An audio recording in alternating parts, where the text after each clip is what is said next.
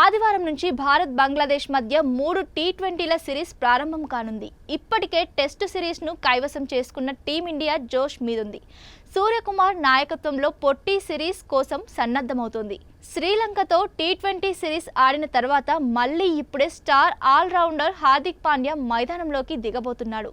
ఇందుకోసం ఇప్పటికే గ్వాలియర్ చేరుకున్న ఇరు జట్లు ముమ్మరంగా ప్రాక్టీస్ చేస్తున్నాయి. అయితే హార్దిక్ బౌలింగ్ తీరుపై కోచ్ మోర్నీ మోర్కల్ సంతోషంగా లేడని తెలుస్తోంది. ఈ విషయంపై పాండ్యాతో మోర్నీ చాలాసేపు చర్చించాడని, బౌలింగ్ స్టైల్లో కొంచెం మార్పు చేసుకోవాలని సూచించినట్లు తెలుస్తోంది. స్టంప్స్కు దగ్గరగా వెళ్లి బంతులు విసురుతున్నట్లు మార్కెల్ గుర్తించి సూచనలిచ్చినట్లు సమాచారం. హార్దిక్తో చర్చించిన తర్వాత బౌలింగ్లో కోచ్ మార్కెల్ యువ బౌలర్లతో ప్రాక్టీస్ చేయించాడు.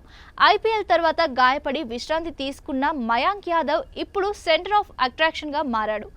మెగా లీగ్లో అత్యంత వేగవంతమైన బంతిని విసిరిన మయాంక్ జాతీయ జట్టు తరపున ఆడే ఛాన్స్ను గతంలోనే చేజార్చుకున్నాడు. ఇప్పుడు గాయం నుంచి కోలుకొని ఫిట్నెస్ సాధించడంతో బంగ్లాతో టీ20 సిరీస్కు ఎంపికయ్యాడు. ఇతనితో పాటు మరో యువ పేసర్ హర్షిత్ రాణా కూడా బౌలింగ్ ప్రాక్టీస్ చేశాడు.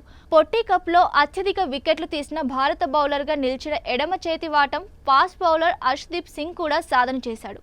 3 టీ20ల సిరీస్ కోసం ఎక్కువగా యువ క్రికెటర్లకే అవకాశం దక్కింది. తుది జట్టు ఎంపిక క్లిష్టంగా మారనుంది.